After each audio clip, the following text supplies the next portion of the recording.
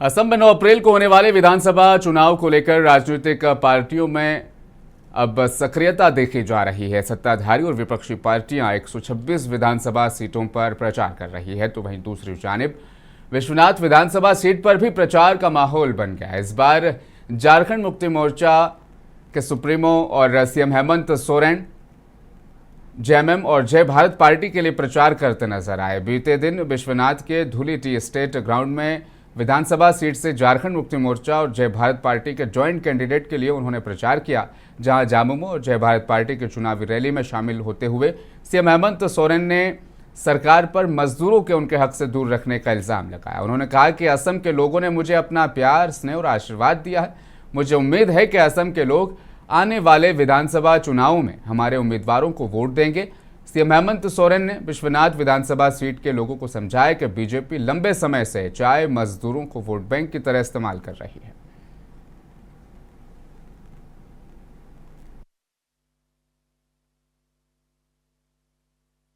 आप सबको पता है कि असम में असम विधानसभा को लेकर चुनाव का माहौल है। चारों तरफ अलग अलग पार्टी, अलग अलग प्रत्याशी, अलग अलग लोग आपके बीच में अपनी बातों को कहने आए हैं और इस बीच हम लोग भी आपके बीच में आए हैं। लेकिन मुझे लगता है कई लोगों को तो आप लोगों ने कई बार देखा है। असम की धरती में पहली बार जेएमएम इस चुनावी प्रतिस्पर्धा में हिस्सा लेने के लिए आया है और जेएमएम एक ऐसी पार्टी जहां आदिवासी, दलित, पिछड़ा, अल्पसंख्यक, किसान, मजदूर के हक हकूक की लड़ाई लड़ता है। उन्हीं का आवाज सदियों से हम उनके लिए संघर्षरत है और हो भी क्यों ना। झारखंड मुक्ति मोर्चा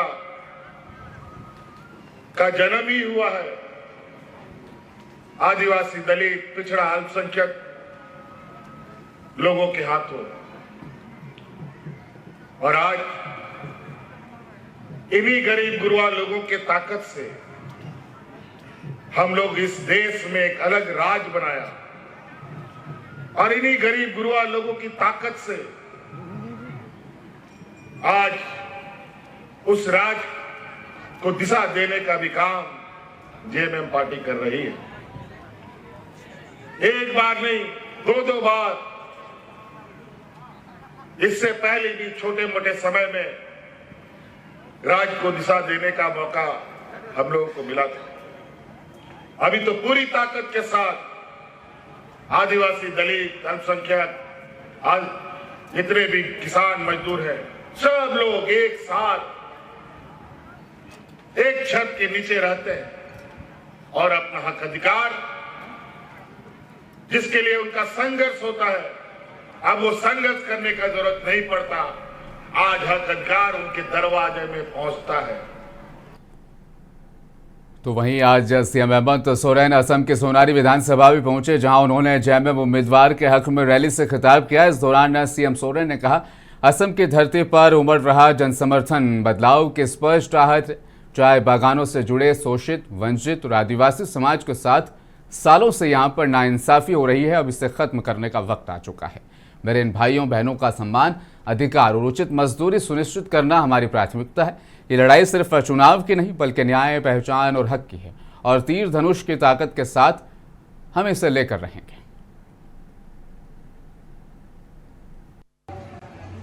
और चुनाव भी करीब करीब आ रहा है। हम लोग कम शब्दों में अधिक समझे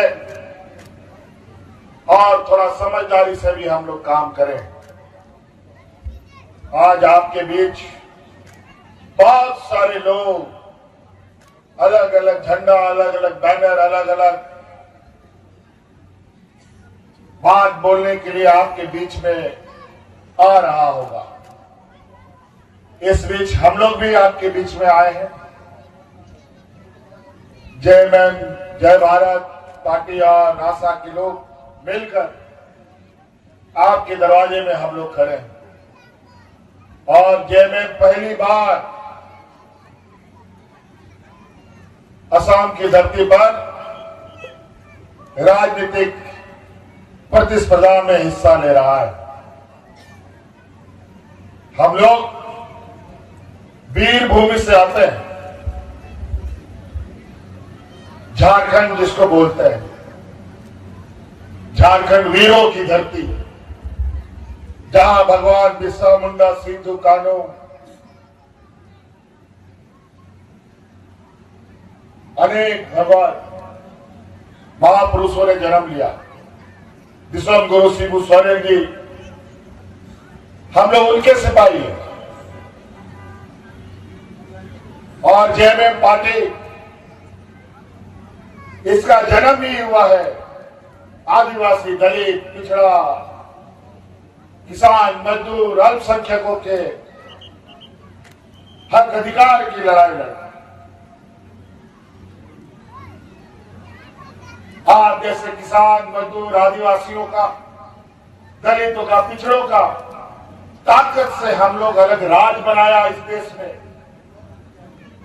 आज आप जैसे लोगों की ताकत इकट्ठा कर हम लोग झारखंड को सजाने संवारने का काम करते हैं। तो असम चुनाव में जेएमएम की जिम्मेदारी सिर्फ सीएम हेमंत सोरेन के कंधों पर ही नहीं है, बल्कि कल्पना सोरेन भी अलग अलग विधानसभाओं की जिम्मेदारी लेकर कदमताल कर रही हैं और पार्टी के हक में चुनावी अभियान चला रही हैं। आज मीडिया से बात करते हुए कल्पना सोरेन ने कहा, बीजेपी ने असम के आदिवासियों को बहुत परेशान किया और विपक्ष ने सिर्फ वोट बैंक समझा, लेकिन जामुमो ने आपका दर्द समझा है। कल्पना सोरेन ने कहा, जेएमएम असम की सत्ता में आते ही आदिवासियों को एसटी सूची में शामिल कराएगी। उन्होंने कहा, हक और अधिकार की इस लड़ाई में जामुमो असम के शोषितों और वंचितों के साथ खड़ी है। 100% नहीं, 1000% सच में आपको बोलना चाहूँगी। ये जो आप योजनाओं के बारे में आपने तो एक दो गिनाए हैं, ऐसी बहुत लंबी लिस्ट है और ये हमारे आदरणीय हेमंत सोरेन जी की ही सोच रही है कि ये बच्चा जन्म लेने से मरने तक उसका जीवन में कोई ना कोई योजना से जुड़ा हुआ है, और चाहे उसका खाना हो, पीना हो, पढ़ाई हो, लिखाई हो, पेंशन हो, कुछ भी हो। तो मैं ये मानती हूँ और मैं इसके लिए मैं आपको बताना चाहूँगी कि हमारे झारखंड पूरा फल फूल रहा है। हेमंत जी का जो गोल है, जो विजन है असम के लिए, आप उससे कई गुना, क्योंकि मैं पहली बार हम लोग यहाँ आए हैं, एक राजनीतिक प्रतिस्पर्धा में हम लोग उतरे हैं।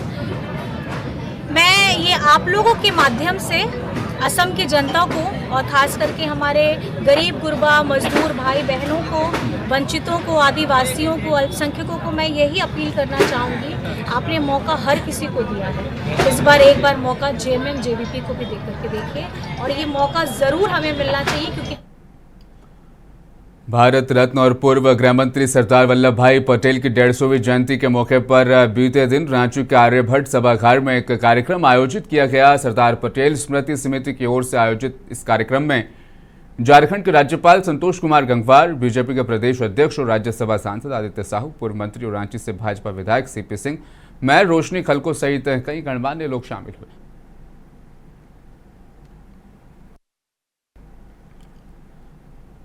साहिबगंज जिले के मंडरो ब्लॉक में कांग्रेस कमेटी के द्वारा आज जो जनसंवाद कार्यक्रम सह एसआईआर ट्रेनिंग कैंप का आयोजन किया गया, जिसकी अध्यक्षता ब्लॉक के अध्यक्ष डॉक्टर विमल देव भगत ने की। तो वहीं इस कार्यक्रम में बतौर मुख्य अतिथि जिला अध्यक्ष सह विधायक प्रतिनिधि बरकत खान ने भी शिरकत की। याद रहे कि इस कार्यक्रम का मकसद आगामी झारखंड में होने वाले एसआईआर को लेकर पार्टी कार्यकर्ताओं को जागरूक करना और उनकी जिम्मेदारी तय करते हुए उन्हें खासतौर पर ट्रेनिंग देना। इस दौरान कांग्रेस पार्टी के प्रत्येक पंचायत स्तर पर कार्यरत बूथ लेवल एजेंट यानी बीएलए को खासतौर से ट्रेनिंग दी गई। ट्रेनिंग सेशन में BLA master trainer Mursaleen Khan द्वारा उपस्थित कार्यकर्ताओं को एसआईआर से जुड़ी आवश्यक जानकारी दी गई और तफसील से उन्हें समझाया गया।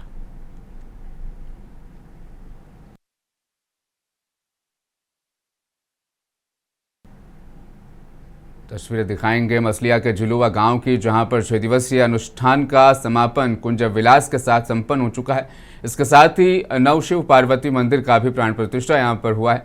4 दिनों तक अखंड हरिमान संकीर्तन के बाद कुंज विलास के साथ भंडारे का भी आयोजन सभी झुलुआ ग्रामवासियों ने मिलकर किया है। पहले तो शिव पार्वती नया मंदिर बना, उसका प्रतिष्ठा हुआ। हम लोग दराही नदी गए, कलश यात्रा किए, दराही नदी से आए, फिर हम लोग उसका जल प्रतिष्ठा किए, उसका दूसरा दिन हवन प्रतिष्ठा किए, तीसरा दिन हवन हुआ, फिर हवन होके प्राण प्रतिष्ठा हुआ, शिव मंदिर का प्राण प्रतिष्ठा, पार्वती मैया का प्राण प्रतिष्ठा, एवं इसके बाद उसी दिन से हम लोग हरिनाम संकीर्तन 24 पहर का कीर्तन चला। कितने दिन हुआ कीर्तन? कीर्तन आपका 4 दिन तक, 3 दिन तक चला, आज चौथा दिन है।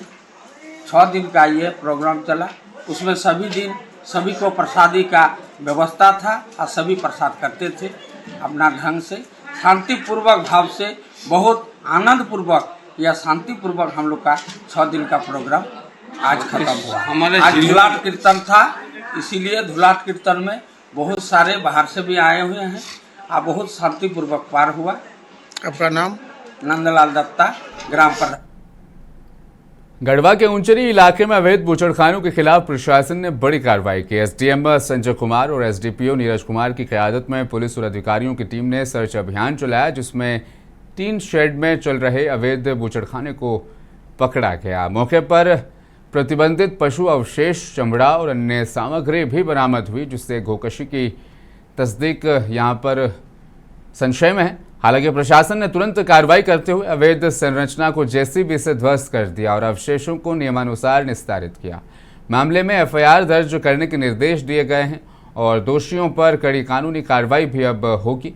प्रशासन ने साफ किया कि ऐसे गैरकानूनी कारोबार के खिलाफ अभियान आगे भी जारी रहेगा।